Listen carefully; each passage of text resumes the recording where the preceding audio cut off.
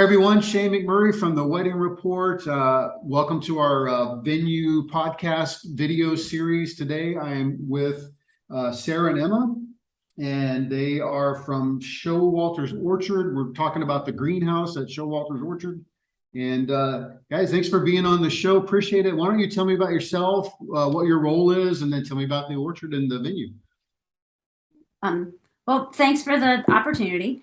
I'm Sarah Showalter. My husband and I own the orchard, or the farm that the venue is part of. And Emma is the venue extraordinary person. So. Yeah. Okay. Just venue coordination and managing everything, and keeping up with clients and making sure they're happy on their big day. So yeah, for sure. So tell me about the space a little bit. What is the space? How many people does it seat? That sort of thing. Well, it used to be we used to grow plants in it, so it's we had more greenhouses, and we narrowed it down to this one, and we're also on top of a hill that has an extraordinary view of the Shenandoah Valley. So we remodeled the building, and we added, it was covered in like greenhouse plastic, like poly, and we now it's glass windows, and we added a beautiful wood floor, and it's a beautiful outdoor looking space that can be 4 seasons. So you can, and it could be elegant to rustic to whatever. Now I'm gonna let people. It's very unique, and I don't know, her talking about the floors, they had to redo them a few times to make sure it was perfect. And but now it's gorgeous. It's a gorgeous space. It holds about 250 people by square footage. Nice. So we have a ceremony site adjacent to the greenhouse, and then they can come right inside. Usually the reception's inside. I think it's really interesting that you converted a greenhouse, thus the greenhouse name, right, into a venue space. What was the idea behind that? Why did you guys, tell me about that. I want to hear the story. Well, we started doing family weddings. The first one was when, like 5 years ago? Oh gosh, it's more than that. It more like 20, couple of years ago. The farm is on this. This was Emma was just in somebody's. I gotcha. We had family or friends who approached us just very casually about, can we have our wedding at the orchard? And we did it in our front yard, which faces this. We live here on the farm. It faces the same view, but we didn't really have a spot because we were growing plants there, and so it was in the back of our mind as people asked us over the years, and that's how we, I think, keep talking about the view, but it really is kind of it's extraordinary, and so it's a great, because it's all windows. It's like a Belvedere sort of a thing, and so it's just a great way to take advantage of that. Nice. Having that as a venue space, right, like in the orchard area, tell me about what are the options. Do you guys just rent the space and then people come in and bring their own catering and rentals and stuff, or do you guys actually have things on site for rentals? Tell me about that. Yeah, we're mostly just the venue. We do have like a caterer's kitchen that caterers can use. Oh, okay. Contracted so they'll bring in a caterer and their florist and everything like that. So strictly just the venue, and we don't have any specific caterers we work with. We're very open to meeting and working with different people in the area, and so I think brides like that because it gives them flexibility to work with whoever they want to, which is really nice. So we do offer chairs and tables and linens and that so with those basic things, but not services. Do you find it difficult to even offer linens? Because I feel like there's so many right? Like how do we go with, where do we go with that? It's nice to have, and I think clients appreciate that we have that on site, and they don't have to get that. But we have found a method that works for us, that we can do a fast turnaround on them, and we have good. a great local cleaning company that probably hates us. Or loves us because Or it's very loves us. expensive. Yeah. Right. Yeah. That too, right? One or the Yeah. other. Yep. But Yeah. Yeah. So how many weddings can you guys host in a weekend, or do you guys just do like one a weekend, or? one a weekend. I mean, we just have a bunch of stuff going on here. So we also have a hard cidery, and we have a tasting room, and we have pick your own in the fall, and it's just a lot to coordinate. So one wedding per weekend, and that's enough for us. Yeah, I'd say. I think so. And one of the I think neat things that we offer that's kind of unique. I know there are other people in the industry who do it, but they get to have access to the space from Friday afternoon at 5 through, is it 5 or 4? 4 Friday at 4 through the Sunday morning at 10. So there's this idea that they can clean up on Sunday morning, and they can have a rehearsal dinner catered here if they want to do that, or Nice. begin to set things up. So I think that's appealing to people. I know, at least for me, when you have an event and you're thinking the whole time, gosh, when this is all over, now I'm going to have to, Right. clean up at midnight or whatever. So Yeah, that's always a challenge, right? Especially if they're Yeah. responsible for cleaning things up and that sort of Right. thing. Is there like hotels and stuff around near you guys that people can stay? I mean, how far is it out for driving and stuff? Well, we have 4 lodging options on the farm. Oh, So nice. we have three cottages and 1 renovated vintage Airstream, and they're all in the orchard, and so people have the option of that. And then there are some other Airbnbs that are more rural and kind of spread apart from each other. And then I guess Harrisonburg is probably our closest, about a half hour. Oh, that's not bad. Yeah. And we've had our clients have like chartered buses or vans that bring. Get people in from, absolutely. Yeah. So how many people, like what you have on site in the orchard is like mostly for the wedding party kind of situation? I think so. That doesn't always play out that way. And the lodging kind of came before the wedding. So we're just now getting to where people who are booking weddings can book the lodging at the same time while they So but mostly I would say wedding party. Yeah. Right? Well, that makes it nice, right? So like they have it for the whole weekend. They've got lodging on site.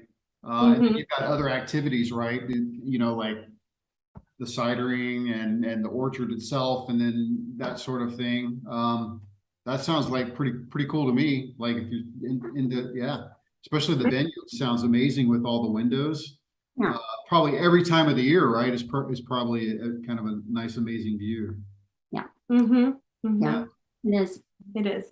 Yeah. So tell me kind of what goes into the booking process itself. Like when people contact you, tell me what do you guys do? What do they have to do to like to book with you guys, and what do you guys require from them, etc.? Yeah, so we do everything through Honeybook, but basically we have our website, and you can click our wedding venue tab, and then you can go out and inquire through email, and then you can do a venue tour with us, and then after that, basically everything is just online. So we just kind of show them the space, and I send the proposal. Usually our wedding clients are mostly out of DC, so it's hard to have to come back and sign in person, so it's just nice to have accessible online. So pretty much everything's just done online, and then you have to have a confirmation deposit, and then they're good to go. So and I have to comment that Emma is she's just remarkable at communicating and at all times, and she's just makes herself very available to clients, and she's just really good at that. So if no one need worry at all about communication. That's here. awesome. Yeah. There you go, Emma. That's Yay. confirmation you're doing a great job. Yeah. She's doing a great job. Yeah. Thank you. how long how long are people like needing to book in advance for you guys right now? And what do you think is like what should they be doing? I think it really depends on the time of year they're interested in. Our fall season gets booked up pretty fast. Yeah. And in an effort to keep us sane at the orchard, we only do 2 weddings in October and 2 weddings in September. Oh, So those tend to get booked up pretty fast. We're already booked for 2024 in the fall. wow. So just depending on what time of year you're kind of looking at, it differs. Spring, I would just say like maybe a year out. But we do still have quite a few bookings in 2024, which is just crazy to me. Yeah, Um, yeah. and then summertime, just by the nature of the greenhouse, I think people are looking more for spring and fall weddings, so a lot of availability there. So yeah.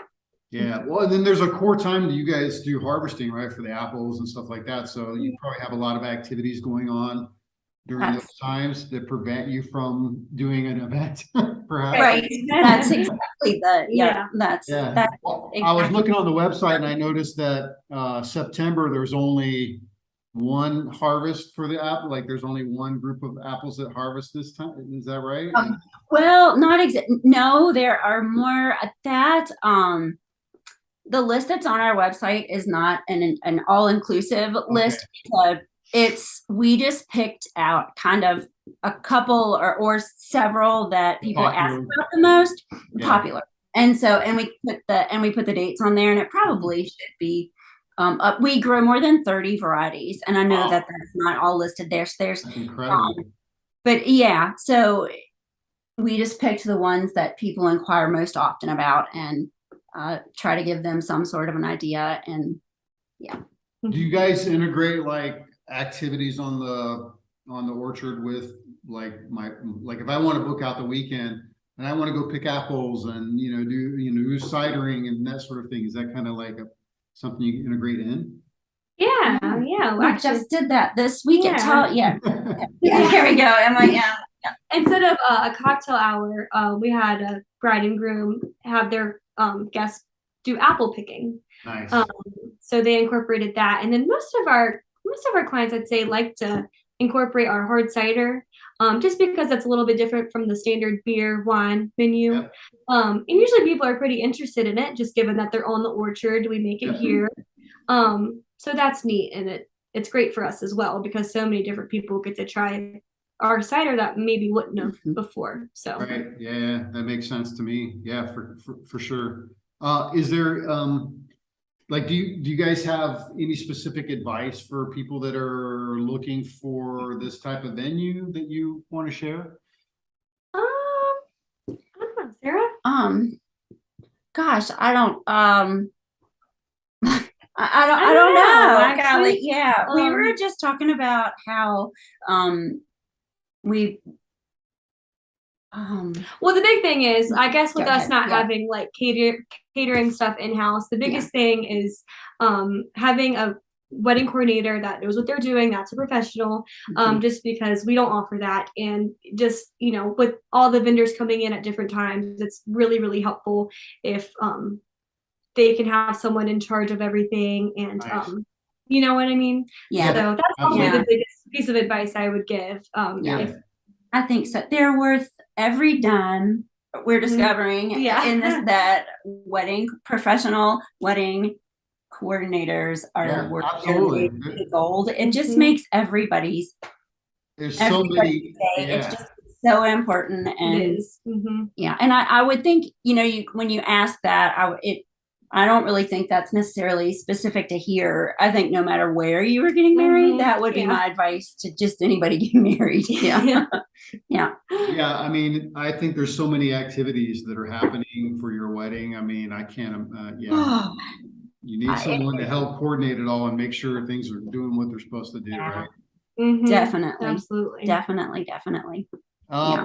Do you guys see like you've been doing weddings for how long now, would you say? Well, officially as this venue, this is just our third. We're Third year? going into our third season. So Okay. it's very new for us. And before it was just a really casual, like Yeah.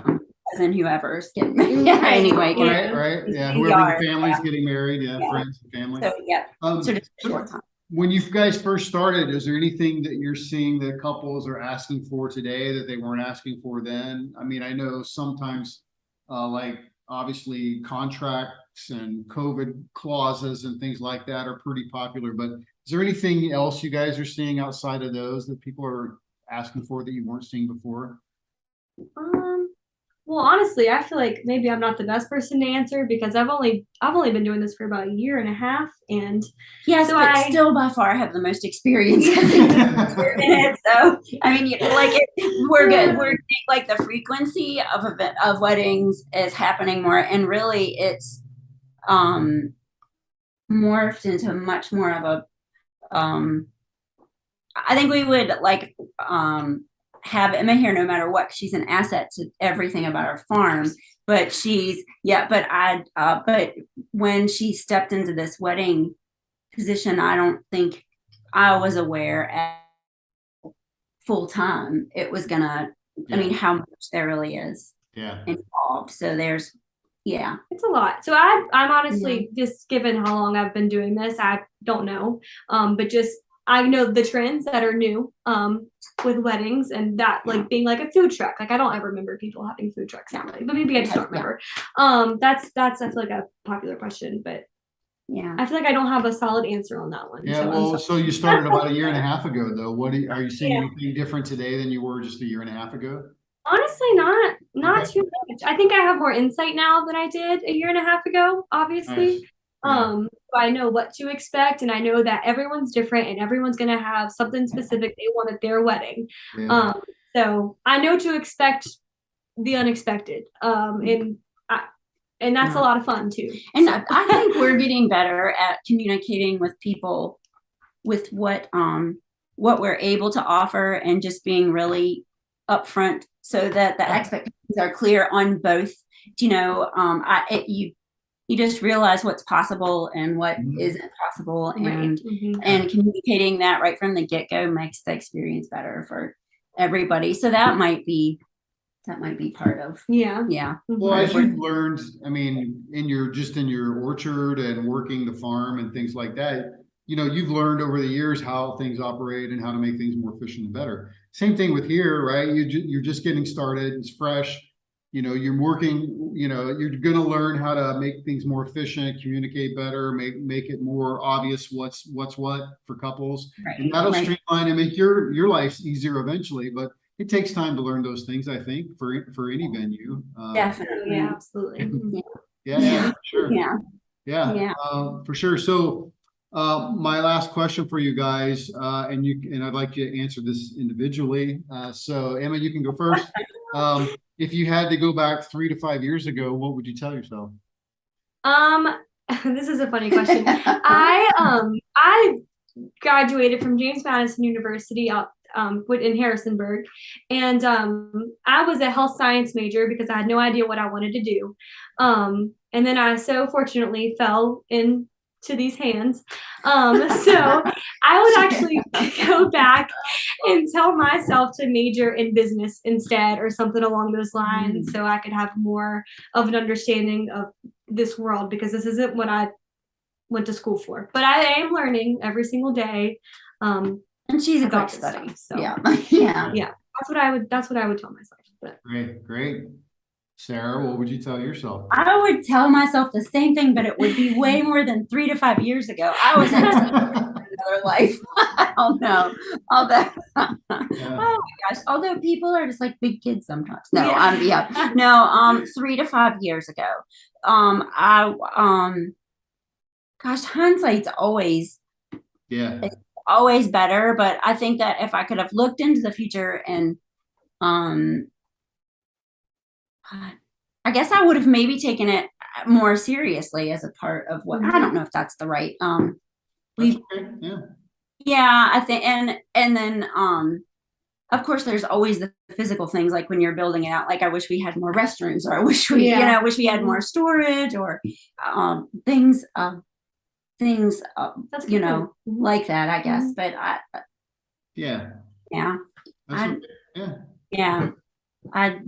Yeah. I don't think we always take certain things serious sometimes. Like we think we get these ideas and we're like, hey, let's just see how this thing works. And, whatever, if it happens, it happens. Yeah. I mean, I do that too, right? I just come up with stuff and do stuff. And then you go, oh, that actually worked. Maybe I should have. Well, yeah, I think we were I think that's sort of where I had this thing, like maybe it would be like one wedding a month or something, and we would have to figure out how we were going to make that happen. I don't think I knew 3 to 5 years ago how well received it would be. I just didn't. I knew it was a beautiful spot, and I knew people had asked. I just didn't know how much they were gonna desire to use it. And so and then knowing that, I think maybe taking it seriously was the wrong way to say it, but I think we would have like considered more restrooms because of bigger events, or if I could have known how well it was going to be received. Yeah, but sometimes you don't know, so you got to start with a little bit, and you do what we call like the minimum viable product, right? The MVP. This is what we're going to start here, and if it works, great. Then we'll start expanding, and we'll do other things to make that work, right? Right. Which, that's exactly where we are and how we got to where we are now. So, that's awesome. Yeah. Love it. Emma, Sarah, thanks so much for being on the show. I really appreciate your time today. All right. Yeah, it's been fun. Yeah, it's been great. Yeah. Thanks. Yeah, thanks.